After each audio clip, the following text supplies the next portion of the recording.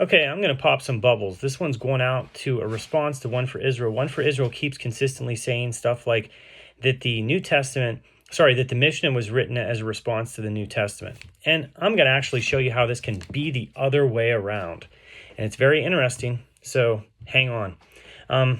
Throughout the New Testament Gospels, there is a phrase that it applies to the sages of Israel. They consistently say, "You snakes, you brood of vipers, you brood of vipers." So actually, specifically in Matthew 23:33, two Greek words for snakes are used. You snakes, you brood of vipers. Now, if we go back to the story of, it's interesting because if you go back to the story of the Exodus from Egypt, Moses at the burning bush, he has a staff, and Hashem shows him, you throw that staff down, there's going to be a sign where it turns into a snake. Okay, whenever Moses uses his staff like that, it says nachash, okay, the word for serpent in Hebrew. And then whenever they're before Pharaoh, Aaron and Moses are before Pharaoh, Aaron throws down his staff, and it says that his staff becomes a tanin, which is some type of like a reptile. Could be like a crocodile, something like that. We typically, see it as some sort of serpent or something like that in the movies and things like that. But basically, anytime it's referring to the staff of Aaron, it's a tanin staff. And when it talks about the staff of Moses, that was the nachash staff. Okay, this is interesting stuff. And it's referring to, this is like two different layers of this is two different layers of the leadership within Israel. So now let's go to the First Temple period. We have the sages of the First Temple period. When their statements get written down in the Mishnah, the sages in the Mishnah are Tanaim. Okay, so we see this word where the person who's transmitting the oral tradition is called a Tana. Okay, and that's the same thing as the Hebrew word for a tan, like a serpent. Okay, so these things are connected. So whenever the New Testament is saying, "You snakes, you brood of vipers," this is a pun, a word pun, because if the vorlage of two Greek words for serpents is used, the vorlage behind that is that there would be some sort of Aramaic Hebrew word for like Tana or Tanaim, right? So whenever it refers to that, it's a slam at the sages from the Mishnah. Okay, so that means that the New Testament now is aware of the Mishnah. So how is this possible? Because we're told that the New Testament manuscripts are from the 1st century, or like the earliest ones are from the 2nd century, and then like the Mishnah was written down about 200 of the Common Era.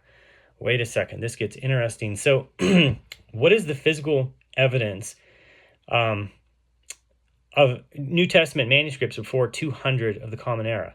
So basically, every manuscript is dated by paleography, which means handwriting analysis. Okay, handwriting analysis.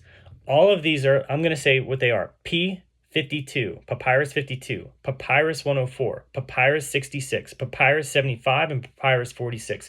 Those are all of the manuscripts that are paleographically dated to before or right around 200 CE. Okay. Now, they've never been carbon dated. Never been carbon dated. Let me give you an example to this. There was the the Museum of the Bible or something like that, in Washington D.C. Is it the Museum of the Book?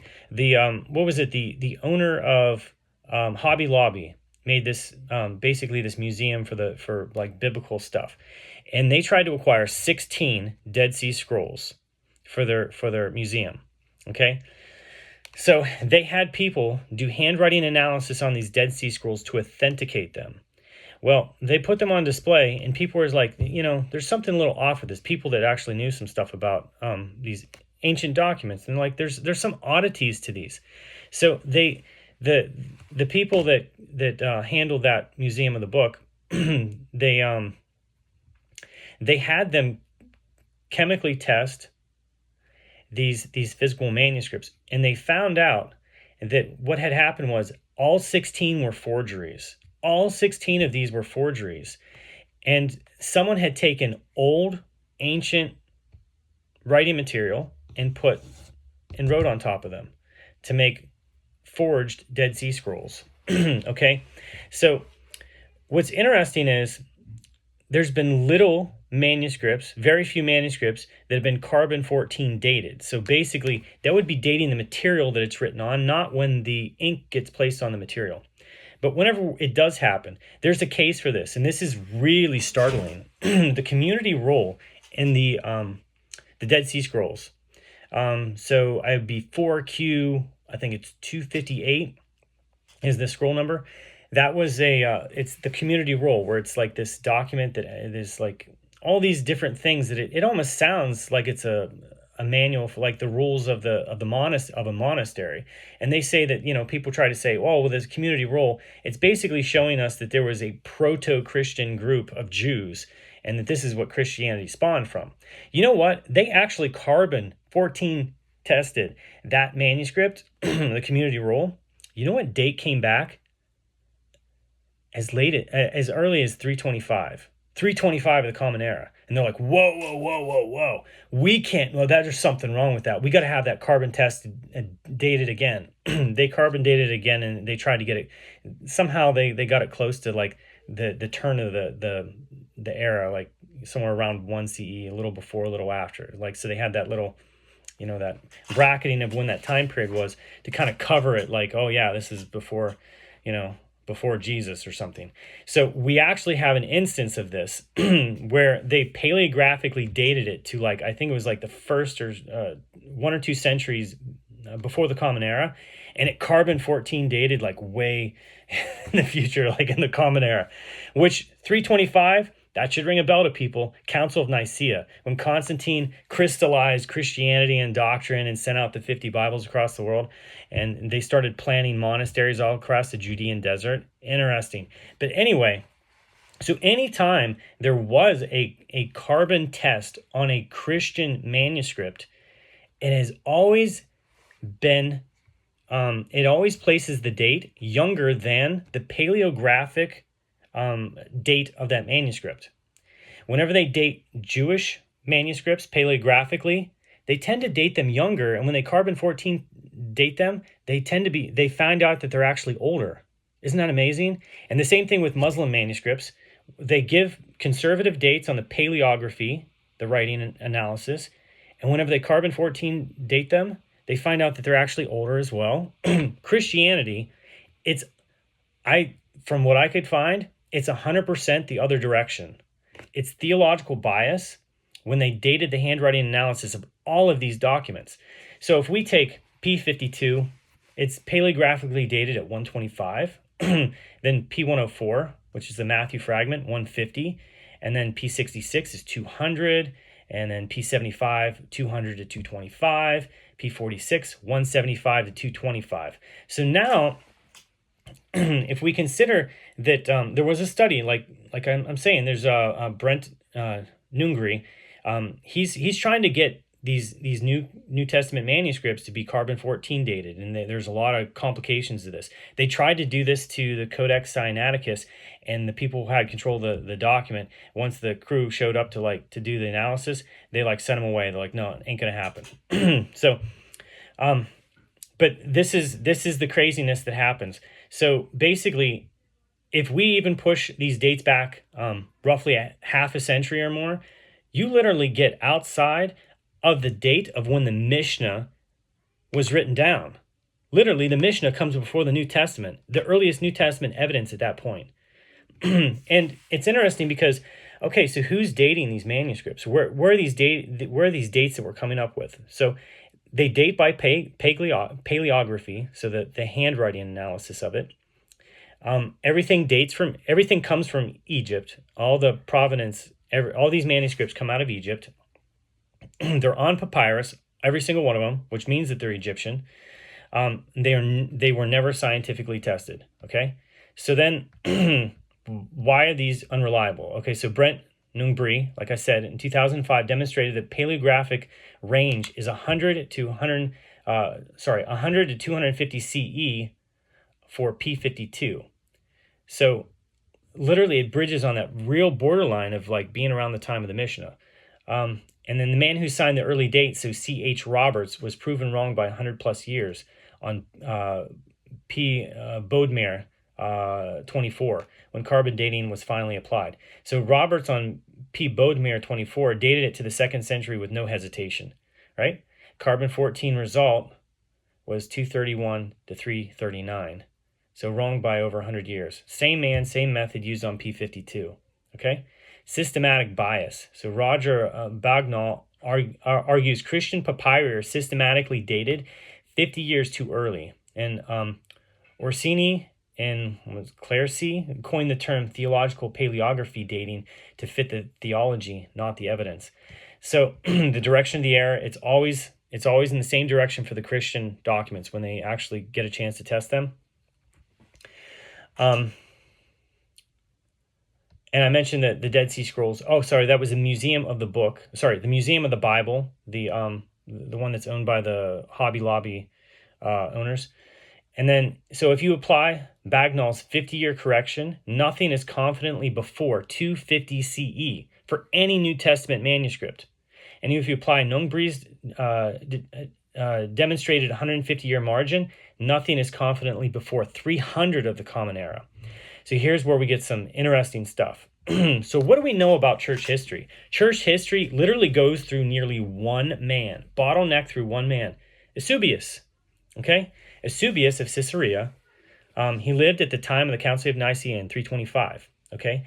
He is the single bottleneck for early Christian history. So he sat on Constantine's right hand at Nicaea.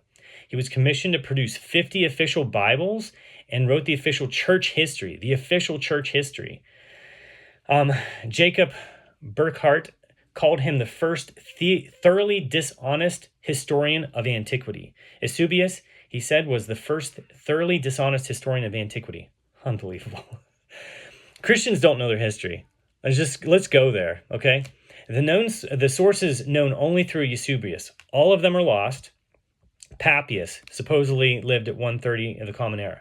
First to name Matthew and Mark as gospel authors. They're completely lost. We only know the only person who says that this person says that he knew about Matthew and Mark is Eusebius. All right, writing 200 years later. Okay, and then we have this. How do you pronounce this? Hegesippus. He's lost. Only 8 fragments survive, all via Eusebius. Okay. Quadratus, lost, only known through Eusebius. Julius Africanus, it's mostly lost, most of his stuff is lost, but primarily known through Eusebius. Clement of Alexandria's hypotyposis, so it's lost, only known through Eusebius. So, what remains without Eusebius? We literally have Clement I, who's dated roughly 96 of the Common Era. He quotes Paul, no gospels named. His earliest manuscript of First Clement, Clement I, is the 5th century. All right. So if we even find a look at the earliest evidence of these people that supposedly predated Eusebius, that's outside of Eusebius, he's 5th century. Ignatius, he supposedly lived in the year 110 of the Common Era, roughly around there. He alludes to different things of different gospel writers.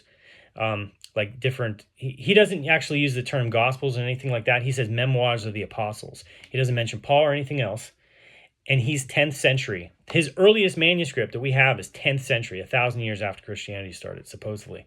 Okay, let's go. Polycarp supposedly lived around 130 of the Common Era. He supposedly mentions Paul. We don't really have, it's all late manuscripts of him too. I don't have a date on that. But Justin Martyr, he supposedly lived 150 of the Common Era. He says there's memoirs. I'm sorry, he's the one that talks about the memoirs of the apostles, but he doesn't name Paul. His earliest manuscript, there's one manuscript that dates to 1364 in Paris, okay? Then Ignatius, he supposedly lived about 180 of the Common Era. He's the first to name all 4 Gospels, supposedly.